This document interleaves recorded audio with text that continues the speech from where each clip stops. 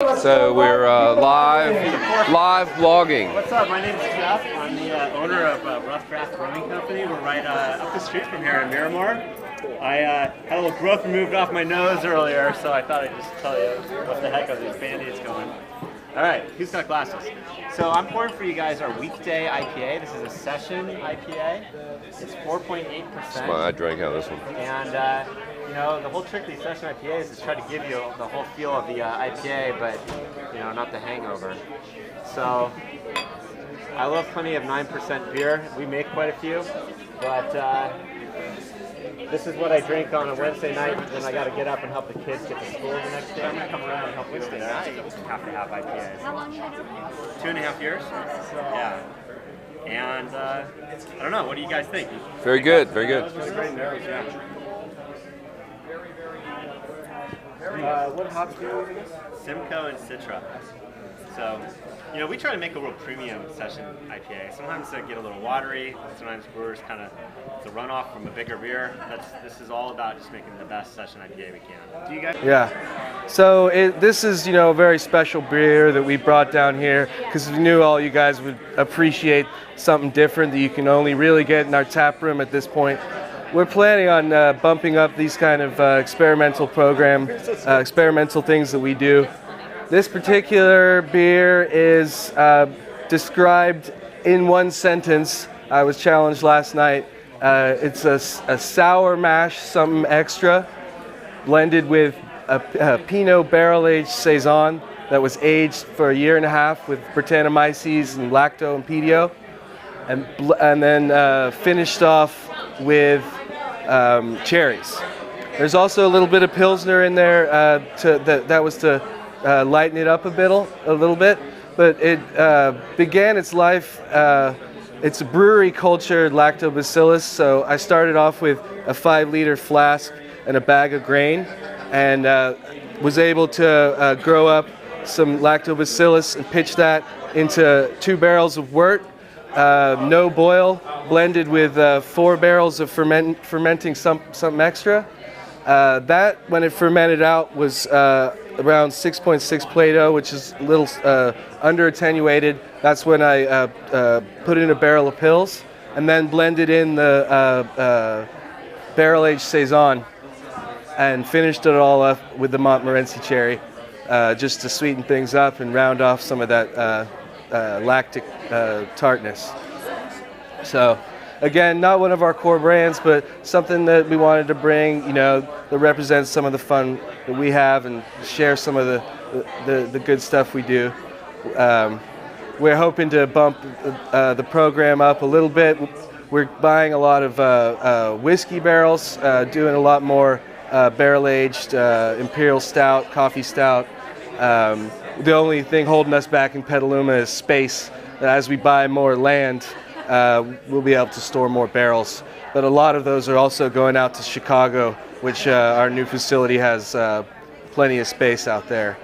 So they're, yeah. So they're full steam ahead out there, making a lot, most of our core brands, and starting to do a good enough job that we'll be moving some of the specialty beer program out there, you know, to keep them feed the everything east of the Rockies with the interesting stuff. So We're ready to be fed. yeah, we have this new program that the Scarcity series, which will be in addition to our Fusion series of beers, and the Scarcity is basically me and Jeremy Marshall, the head brewer, having fun doing beers that we've never done. The first in this series that's coming out soon is the Imperial Pils.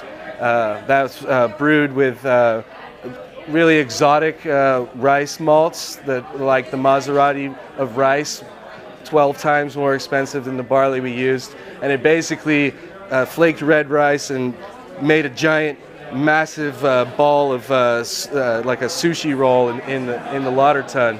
But we got through it, and it's 8.3% pills that we dry hopped, and that will be rolling out pretty soon. But that's part of this new program that we'll be doing a lot of cool stuff like that. So. excited to share this, and glad to be here. My name is Patty. I'm the San Diego Regional Rep for Stone. I've been with the company for 8 years, and so, what's up? Oh, sorry, I had a question. The fun beer, just a little bit. I've only got a minimal amount. This beer is a brand new beer that is not out on the market yet. It won't be coming out until September 8th. This was the collaboration that we did with Chris Baker and Insurgente Brewing from Tijuana, Mexico. Chris Baker was the American Homebrewer Association winner.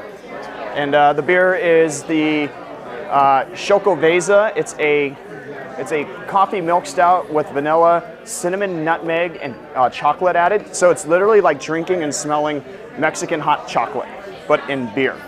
So it's 8% alcohol, or 8.1 I should say. Beautifully, beautifully crafted, very effervescent, and phenomenal. What's it called again? This is the Chris Baker /Stone /Insurgente. It's INS, and you know that's the beer we decided to present today to all the bloggers, knowing it won't be out until September 8th. So you know we got a little bit of time. Hope we didn't take too much. That's good. So, and then these growlers too are actually brand new growlers that aren't on the market yet from us. These are actually going to be designed so that you can go to any one of the breweries around and get a fill. Since with the new ABC laws, 40 ounce. 40 It is a 40 ounce. It's a 40. 40 ounce. Yep. Last night I said, what we need is a craft beer and a 40. Didn't I say that? She was there. And now you got one. Now I got And it. now you got one. Life so, is good. So we're hoping The these will universe be is coming bringing out me soon. everything good today. Glass technology, it's insulated. Yes, ma'am. I got the longest walk to get to us, I think. You guys are 11. Hi guys, how are you doing? Can I put a mic on you? Sure? I don't know. I feel awkward about I that. don't know. No, Alright. just ignore it. Pretend it's not there. So guys, I have for you today Marionberry Braggot, which is one of our Farm Series beers. It's a braggot. I'm sure a lot of you guys know it's a traditional style of beer.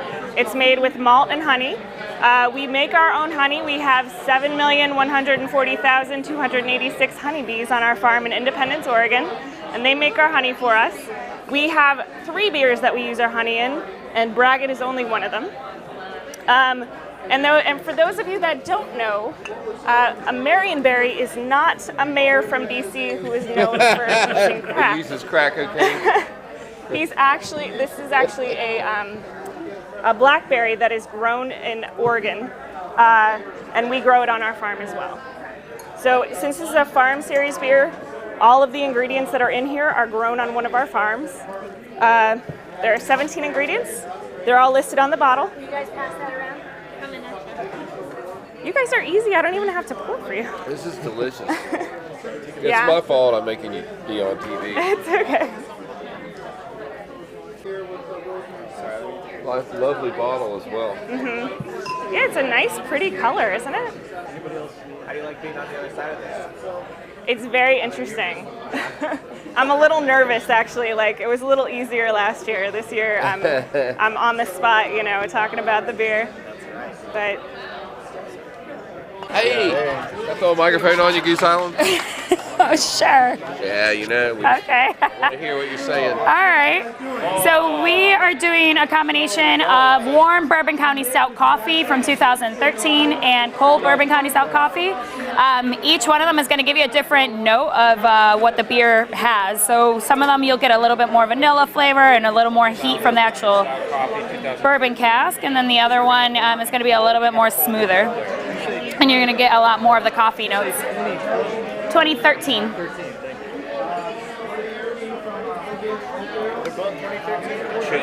Yes, they're both 2013. It's awesome. This is awesome. You guys have been here just like us. So a little bit more about the beer. So we use coffee beans from Intelligentsia. We share a wall with Intelligentsia at our brewery in Chicago. So they come over, they share with us a different variety of coffee beans that we can play with, and then the brewers sit there for about a full day sampling and smelling the coffee beans and figuring out which one they want to use for the following year, for Black Friday, when we release all these beers. He has me mic'd up, so I kind of can't move. One's warm and one's cold. So you're gonna pick up different notes from the warm one and the cold one. Oh, okay. There's nothing special. It's the exact same beer. It's just you'll recognize a little bit of a difference. Some people prefer. You think people should drink it warm?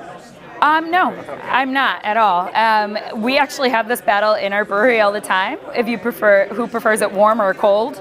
I think for some of our bourbon counties, I prefer a little bit cold or chill versus others. Coffee, I prefer warm because I'm a coffee girl, so I can drink a full bottle of that for myself and I'll be straight warm. Yeah, coffee's supposed to be warm. Yeah. I like iced coffee. But Bourbon County Stout Original, I like that one a little bit chilled. Yeah. Is your necklace the state of Illinois? Yeah. Oh my God. This is a cute glass. Oh, yeah. That's our new logo. We just changed our logo in January. Classic. That's awesome. Yeah, so this year I don't know if Sam was talking about it over there, but we're releasing 5 variants of Bourbon County Stout. Cheers. One of them is original. The other one is another coffee, but the coffee beans are coming from Rwanda. So that one's that coffee is supposed to be a little bit more floral, so it's gonna be really interesting to try that beer. I'm really excited. Then yeah. Do you guys use any lactose? No, not that I know of. Then we have Proprietors, which is a Chicago-only Bourbon County Stout, and that one's going to have cocoa water, cinnamon bark, and panela. So it's going to be really interesting. Yeah. Panela is Mexican sugar cane. Sorry? Can I put a microphone Okay. on your neck here? Now am I going to have to be nervous? No, don't be nervous. Okay. I mean, everybody's writing about it anyway. All right, that's true. All Let's have right. accurate record. Okay, good. You hear my ums and ahs and. No, don't worry about all that. Anyway, here's. Start passing those guys. Yeah, that's right. All right, so today we've got our Citrus Session IPA. It's part of our Hop Odyssey series. So this beer is 100% Citra hops. So Citra hops go in the boil, Citra hops go in the dry hop. So you're going to get pretty much, that's all of the hop character you're going to get is from the Citra. So you're going to get a nice citrus in some grapefruit notes, lemon, a little bit of orange in there, and then it'll have a little bit behind with a little bit of floral note. It's a bit overwhelming. Is it big? No, it's a bit overwhelming, the whole thing. Oh, the whole event, This is your first time, isn't it? well, Whoa. that's why I like to bring the little information on the beer because so you'll remember, yeah. Well, you need to watch this movie and see if it's any good next year. See if it actually does. Yeah, we help, don't know if and it's going to be a good movie or not. Right, exactly. So this is it. All right, so session beer, it's 4.5%. Trying to think of what else you guys would want to. Very nice. Thank you. It's yeah, there's a lot of I saw. I guess I'm thinking citrus, not citra. Yeah. We get that get the so hops. much. Yeah, I get Is the hey, hops. let me have that citrus beer, and then why doesn't it taste like an orange? It tastes like a lime. Yeah, no, you'll. The It's gonna. lime in the beer. I find that it's a lot more in the aromatics than is. right in the flavor, where the citra and the citrus notes come through. But yeah, it's really nice. I like it for this has been my favorite one this summer so far because it's a nice low. It's really drinkable. Yeah, you can take care of a couple of these in an afternoon and still do my laundry. It's wonderful. Yes. Do you know what malts are in this one? It is Vienna, and I can never remember the second one. Morris Otter. Morris Otter in Vienna. Nice. Yeah, so we wanted the malt backbone to be kind of subtle to really show off the hops, which is the reason behind the Hop Odyssey series is what we have going on here. Is it majority Morris Otter then? That's the heavier, and then Vienna is kind of our backup for everything. Oh. Yeah. That's wonderful. Thank you. I'm glad you enjoy it. Yeah, so these are. Beer. Yeah, we got brought. no beard, son. We overbrought for sure. I was trying to get the pour action too, but There you go. Cheers. No photobomb, you guys. All right. I'm really just doing this. All right, hello everybody. I'm Andy. We're the Boardwalk Food Company. We manufacture foods that are designed to be easy to prepare, fun to make, delicious to eat. And what we're sharing with you today is our beer bread. It's a dry mix that you combine 12-ounce beer, stir, you bake for an hour, and you end up with a fresh loaf of bread. Today we got 4 flavors. In our lime green cupcake wrappers, you'll have our original, which is a plain white bread that will allow you to mix and match ingredients in different beer types. In the pink is our lemon poppy seed. So it's a citrusy, kind of a summery taste to it. In our orange is our cornbread. It's our spin on an old classic. So perfect with chilies. Add some jalapenos to it. It's a wonderful cornbread. And then the last is our rosemary sea salt. So it's a hearty kind of Italian blend. So these were all done with a light beer so that the taste of the bread would come out. But they're great in that you can change the flavor profile depending on what beer you use. So if you use with the rosemary sea salt, a dark porter, it tastes very good. Anything citrusy in the lemon poppy is fantastic as a party favor or an entertaining type bread. The cornbread again, we did a local brewery had a jalapeno wheat beer that was fantastic. And so you can kind of change up that mix depending on what suits your flavor. Is it a refrigerated mix or what's the Nope, package? it's a dry. We'll be giving you one to take home, but it's a dry mix box. Has a 1-year shelf life. Retailers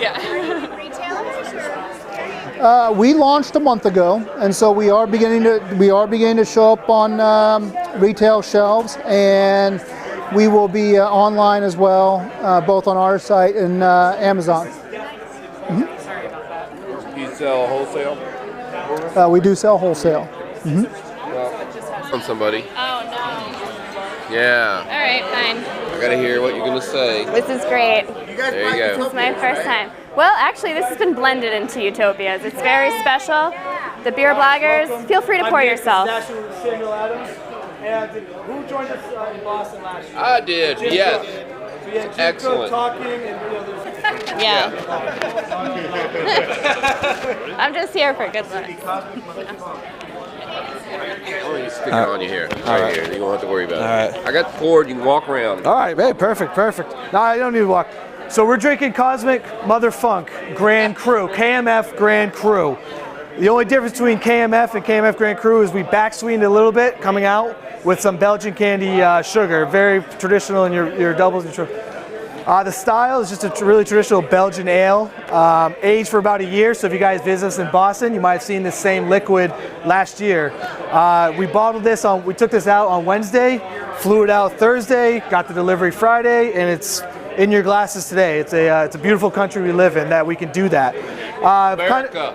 Kind of an exciting time right now. We're actually going to be releasing this on a 12-city tour, starting in a couple weeks in Boston, with the last stop being Drinker's Choice. So as we pass these around, if you don't see your market listed, this is a chance for you guys to kind of activate your local market and bring something fun and cool and kind of beer geeky to your market. So if you ever feel like you guys are getting the shaft, then you can do something about it. And the difference between, I'm going to speak into your Okay. the difference between KMF, is this good? KMF and KMF Grand Cru is, as you said, we add a little bit of Belgian candy sugar. KMF we blend into our barrel room collection, which if you're familiar with it. We have a stout, a sweet, a triple, and a red. Fun, I'm gonna go. Yeah, braces. Do the mic and walk around.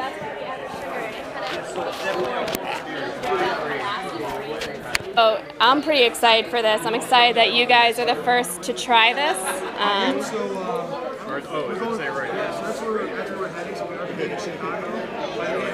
I didn't try it until like an hour ago. All I'm saying is, the terrorists lost. The terrorists lost because this is good. It's America. I don't know. I know. Don't worry about it. I'm drunk.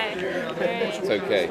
Thank you, brother. It just eggs me on when you do that. We're going to make the announcement at some point next week. So hi guys, my name is Aubrey Cole.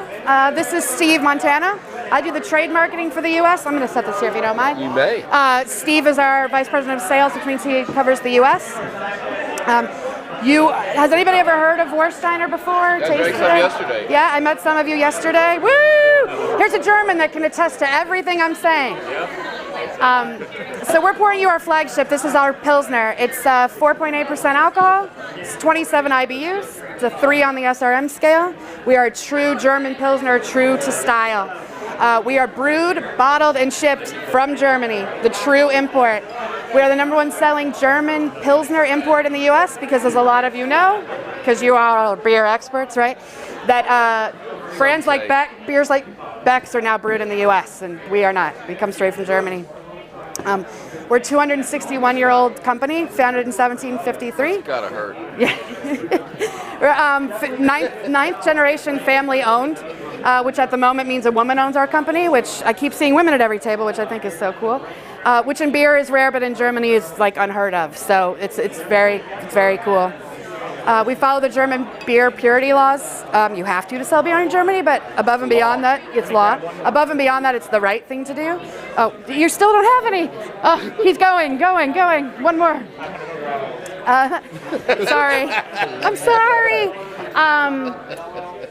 The water comes from the Kaiserkel, which is a natural spring that's found in the Arnsberg forest, which is within Warstein. A very low pH, a really high mineral content makes for a very good base. We use Hallertau hops, and the barley malt comes from Champagne and from Germany. Champagne and Germany. You know, in the U.S., people may or may not know us, but in Germany, I have my witness here, we're the 3rd or 4th largest brewery. It sort of depends on how you slice the pie. They do it very differently than we do in the U.S. Was like 9 pieces? Yes, it's more like 25 pieces. No, it's more like 1,000 pieces. In Germany, everybody drinks their local brewery from where they live, which is a lot like our craft movement here. That's what my brother-in-law said. They Yes. have one beer in every One beer. bar. And it might be brewed 2 doors down from you, and that's what your family has drunk for 100 years. Yeah. It's just how it works. He was frustrated a bit by that, but he worked it out. Yeah. Well, and Warstein in Germany helped create this premium Pilsner category, which elevated beer. You know, they introduced, for example, big bottles and beautiful glassware, which we'll have tonight to show you. The Kramer family, who is the current ownership, really sort of took it to the next level. Do you guys have any questions for me? Yay! It means I got it right on like the 10th table. I'm sorry? Great history. If you're absolutely determined, let nothing stand in your way. If it's forever, don't fuck it up. And if this is what makes you tick, come on, why not? And hey, why can't you ride a skateboard when you're 40 freaking 5? If you're going out, or even going up, cheers. If you can't stop, won't stop, then don't stop. I mean, I wouldn't. If you miss your wife, your kids, your dog, but can still find a little piece of home, if everybody can feel it, if this is your moment, breathe. If life is short, then don't waste the drop. If you've got it in you, then just let it out. If tonight is the night, then if it feels... It's on the website. It's cool. You guys have that commercial in German too? Yeah, it's actually the German. Let me kick off. Go for it. Okay, so as I've been telling everybody, this is a hard beer to make. This is a 37-day beer for our brewery, which is, you know, it's an investment in tank space. But we love it. One of the reasons we made these beers is, for years, we've been around about 20 years. Every 2 years, we religiously take off to Munich to drink tech, to look at equipment, sometimes dream about it, sometimes buy it. But you drink these beers. This beer right here is what we drink all the time when we're there. And it's actually part of the experience. And so we thought, you know, instead of going there, we're going to make our own fresh, great Pilsner. And Brynildsen really pulled this one off. He dry hops it with a hop called Saphir, which is a little twist on a classic style. But I still think that secretly the Bavarians really appreciate this beer. Sorry? She's from Bavaria. Yeah. Well, Bavarians think they invented Pilsners, and it's arguable whether they did. I think that didn't the king of Bavaria, he started to move boundary lines with the Czech, anyway, with Pilsner. So, yeah, it's... We have this on tap in the Brewers Association offices right now. For some reason, sells really well in Colorado. It's, Yeah. It's, you know, the style of beer is pretty prominent. I mean, one could argue that 85% of the beer drunk in America is like Pilsners, a version of this. So, you know, it's people are expecting this color and somewhat. I mean, obviously not this flavor, but it's a great beer for most people to drink. It's one of my favorite Pilsners. Thank you. Yeah. Okay. Outside, you know, this is probably the hardest beer style to make. No big malt to hide behind, no big alcohol, no huge hop character. Lager yeast is very finicky. If you don't make it happy, it doesn't make happy beer. I mean, if you talk to any brewer, they'll tell you that to make a world-class, amazing Pilsner is definitely a showcase of the brewer's art. It's, you know, if you make a beer like this, you're world-class. Yeah. Stepping up. You're stepping up. It's a. So did he hit everyone? All right. So this is Angel Share. This is our.